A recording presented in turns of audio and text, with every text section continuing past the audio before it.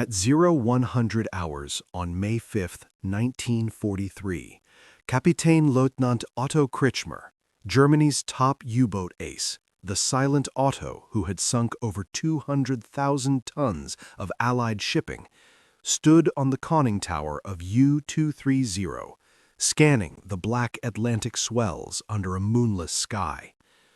The wind whipped salt spray across his face, the diesel engines thrummed steadily below, and the faint hum of the Metox radar detector receiver was silent.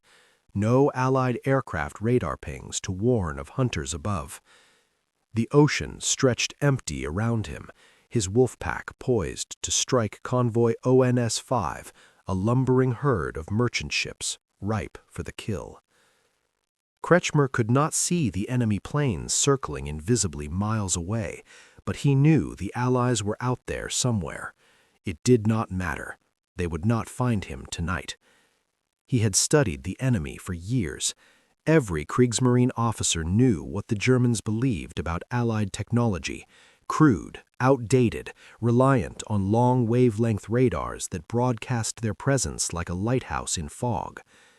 American engineers, pampered by their industrial might and Hollywood distractions, lacked the precision and ingenuity of German science. Official assessments from Admiral Dönitz's U-boat headquarters were clear.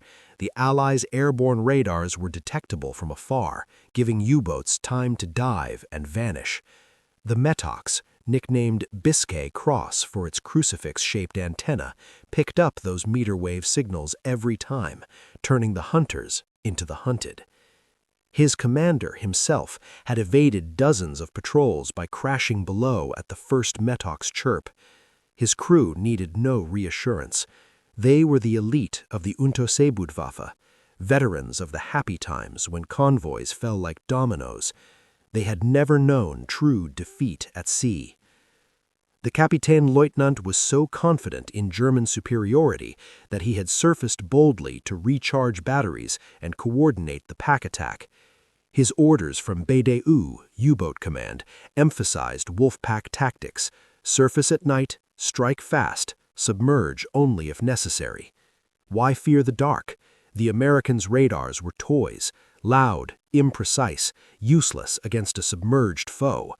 By dawn, another dozen ships would burn on the horizon. By week's end, the Atlantic would remain a German lake, starving Britain into submission. Kretschmer adjusted his binoculars one final time. Tonight, the ocean belonged to the U-boats. What happened over the next 72 hours and across the black May that followed shattered everything the Kriegsmarine believed about the Battle of the Atlantic. By the time the convoy battle ended, 13 U-boats lay sunk, including aces like Kretschmer's comrades. His own boat barely escaped, depth-charged and hunted by invisible foes. Dönitz withdrew the Wolfpacks entirely, admitting defeat. The myth of U-boat invincibility, carefully cultivated through 3 years of terrorizing Allied shipping, lay broken in the cold depths of a haunted ocean. The story of how a secret American radar turned the Atlantic into a graveyard for U-boats begins not in the stormy seas, but 3,000 miles away in a quiet British laboratory 4 years earlier. In February 1940, as Nazi armies prepared to blitz across Europe, 2 British physicists at the University of Birmingham, John Randall and Harry Boot, worked feverishly in a makeshift lab.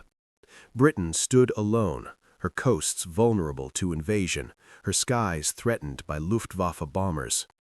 Radar existed, but early systems like Chain Home used long wavelengths, meters long, that required massive antennas and offered poor resolution, good for detecting aircraft swarms, but useless for small targets like periscopes or surfaced subs at sea.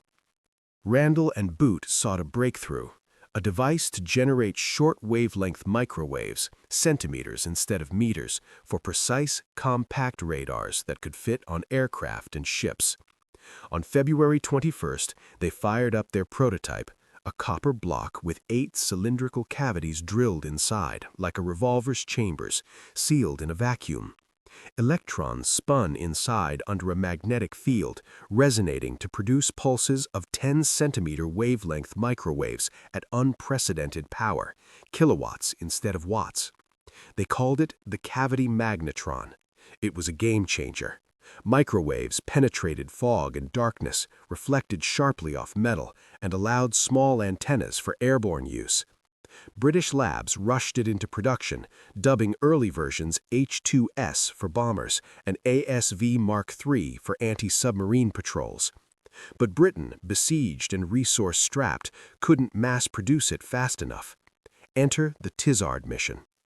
In August 1940, a team of British scientists led by Henry Tizard boarded a ship for America, carrying a black box of secrets, the cavity magnetron, along with plans for jet engines and proximity fuses. It was a desperate gamble, sharing crown jewels with neutral Yanks to secure industrial might. Arriving in Washington, they demonstrated the magnetron to stunned U.S. Navy and Army brass.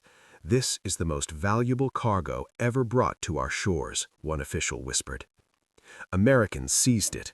At MIT's new radiation laboratory, Rad Lab, physicists like Luis Alvarez and Isidore Rabi refined it. Bell Labs and Raytheon geared up production. Thousands of units rolled out, ruggedized for harsh seas. The U.S. Navy adapted it into the SCR-517 and ANPS-3 radars, mounted on PBY Catalinas, B-24 Liberators, and destroyers. Combined with the British Leigh Light, a powerful searchlight slaved to the radar for night illumination, the setup became a U-boat killer. German intelligence dismissed early reports. Impossible, they said in assessments. Meter-wave radars were the standard. Anything shorter was theoretical, too weak for practical use. U-boat crews fitted Metox detectors tuned to 1 to 3 meter waves, confident it covered all threats. They called it their guardian angel. They were catastrophically wrong. By early 1943, Allied patrols swarmed the Atlantic with centimetric radar. U-boats surfaced at night to recharge, standard procedure. Metox silent, crews relaxed on the bridge smoking cigarettes. Then, out of nowhere, the roar of engines, a blinding Leigh Light snapping on, depth charges raining down. No warning ping, no escape time. Survivors whispered of ghost planes, invisible hunters materializing from the void. The ocean felt haunted. Subs vanished without trace, wolf packs scattered by unseen foes. In March 1943 alone, U-boats sunk 82 ships but lost 12 boats. By May, the Black May, 41 U-boats went down, only 34 ships sunk. Dönitz's son died aboard one. Take U-333, commanded by Peter Kremer. On a stormy night in the Bay of Biscay, Metox by it, Kremer surfaced. Suddenly, a Sunderland flying boat dove in, radar-guided, guns blazing. Kremer crash-dived, but the damage was done. His boat hunted relentlessly thereafter. Or U-505, later captured intact. Her crew reported eerie attacks. "The radar ghosts are upon us," one log entry read. The centimetric waves evaded Metox entirely, too short to detect with existing tech. American production scaled it, over 100,000 magnetrons built, equipping fleets from Newfoundland to Gibraltar. Long-range Liberators closed the mid-Atlantic gap, where U-boats once roamed free. Convoys rerouted via radar intel, escorts pounced with precision. Personal stories abound. Lieutenant Commander Gordon McInnes, a U.S. Navy Liberator pilot, flew from Iceland. On one patrol, his ANPS-3 radar pinged blip 10 miles out, a surfaced U-boat, oblivious. Diving low, Leigh Light on, he strafed and bombed, sending U-486 to the bottom. "They never saw us coming," he recalled. McInnes, a pre-war accountant from Boston, became an ace hunter, his plane's nose art a grim reaper with radar eyes. By mid-1943, the Battle of the Atlantic turned. U-boat losses soared to 237 that year. Production couldn't keep up. Dönitz conceded, "We have lost the U-boat war." The haunted ocean broke German morale. Crews mutinied, aces like Kretschmer captured, though he survived the war. The secret radar wasn't just tech, it was a transatlantic triumph. British brains, American brawn. From a Birmingham lab to Raytheon factories, it saved countless lives, ensured D-Day supplies flowed, and hastened victory. The Germans who mocked Allied toys learned too late. The ghosts were real, born of microwave magic. The Atlantic, once their hunting ground, became their grave.